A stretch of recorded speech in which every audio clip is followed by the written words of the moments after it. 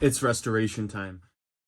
Hello everyone, welcome back to the Apache Halloween YouTube channel, and in today's video I will be showing you guys how I'm going to restore, hopefully, this Peekaboo Penny from Spirit Halloween.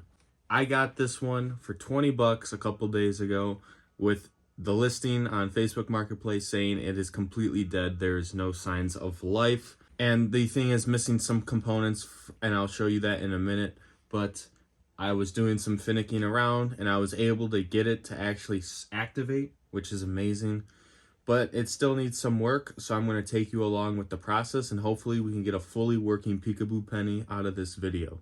Okay, so the thing here is that she did not come with her original base. Well, she came with the top part of the base, which is this guy right here, but no bottom piece. So thankfully, or hopefully thankfully, I have a base from a 2008, I believe, Guardian of the Grave that I'm using for parts, and I'm hoping that it is the same exact base. And from the looks of it, it looks like it matches up almost perfectly. So I'm going to hopefully be able to use this to replace it. So thank you, person who sold me a broken Guardian of the Grave. I was not thinking I was going to be able to use this 3 years down the road, but here we are. But some of the things that is wrong with the base right here is that some wires have broken off for the Try Me. I'm thinking I'm probably going to use her on Try Me, so I'm going to definitely want to get that working. Also, there's these wires right here that go to this plug that for some reason were cut off and are now just kind of tied together. So I am going to attack that as well. So I'm just waiting here for the soldering iron to warm up. I guess I should take out these batteries just for safety purposes. But yeah, so this thing was completely dead when I got it. And after just really, I think the main problem is the switch is probably a little dirty or oxidized because it doesn't really click that nicely. You know, it's a little rough around the edges, whereas like I guess this one is probably a little nicer. Yeah, this one's way nicer, way easier to switch. This one you have to put a little effort into it. So I'm assuming it probably got wet at some point in its life. So after just playing around with the switch, it eventually started to come on. And what would happen is sometimes it would start its saying, but then like stop for a second and then restart again, which is kind of implying that power is getting to it, but then not getting to it. So I'm thinking it's the switch. So I don't know exactly what I'm going to do. I might just replace the switch if it's easy enough, or I will try to clean this one out and get it working like this one is. So again, I think these are the exact same switch. So I might just do a little interchange here, but I have to, one, take off the circuit board and then get to the switch and then take off all the extra hot glue, or else it will be a nightmare. So let's get into it. So I am going to clean off my iron. I just have a damp Scotch-Brite pad, I think is what they're called.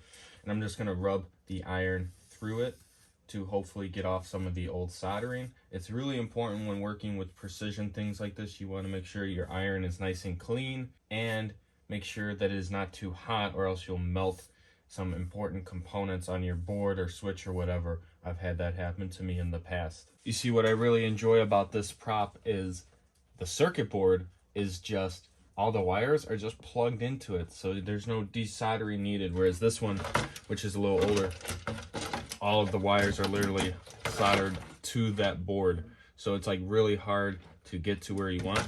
So with this one, all I have to do to take the switch out is just be a little easy and pull off the old hot glue, and there's the switch. It's all there. Very easy and simple to work on. So now I have the switch out. I'm going to address all of the existing pins, make sure that all the wires are soldered nicely to it, and I'm already seeing one that looks like I'm having some problems. So we'll get right into that. So I sprayed some contact cleaner into the switch here, and it seems like it's a lot easier to switch on and off, which is a good thing. That's the important part. So hopefully that solves somewhat of the problem here. So I am going to put this back in the board, put her together, and see if she works. And then after that, I will hot glue everything back into place so everything's strong, and hopefully we can get that base on it and make it like it's brand new. So I have all of the connections hot glued back together, also put the weight back in, and it should all be ready to go. All the wires are soldered. So I'm going to try to get this other base on, and hopefully it goes on without a problem. I think they're all the same. I was testing it out earlier. It looks like it should work. Then I have to find some screws and screw it in, and we should have a working Peekaboo Penny. So we just came back from the store and found some screws for her base. The problem we were having was that she wasn't really stable, and she's still, well, she's stable. She's able to stand on her own. She works, doesn't fall over, but I'd like her to just lean a little more straight up like that, but it does lean a little bit to the side. So what we did to try and counteract that initially is we put in a metal pole here for extra stability. And you can still get to the push pin, so it's not that big of a deal. But she completely works now. No battery pack cover, but that's okay. Power works, Try-Me works, it all works great. So when Halloween comes around, we're gonna put a plywood base on her and get some strap steel and probably try and stabilize her so she stands up more straight. But for the time being, she works great. I'm very pleased with it. This thing was showing no signs of life in the beginning. Nothing was working on her. I put the batteries in, tried to flip the switch, nothing was happening. And then slowly it seemed like there had to have been some oxidation or some corrosion built up on the switch, because as I kept moving the switch, it started to come to life. So it is now a few hours later, and we have fixed the problem with the stabilization. As you can see, she stands up straight and it is very solid. We added a plywood base here to her, and it's rounded out, and we have some steel plates here that are like a tripod to stabilize, and it's all connected with a hose clamp right here. So there's no more wobbling. She's pretty solid. She was solid before, but she just had a tilt that was really annoying. But she should work right now, so I'm gonna go press the Try-Me button. Hopefully she activates.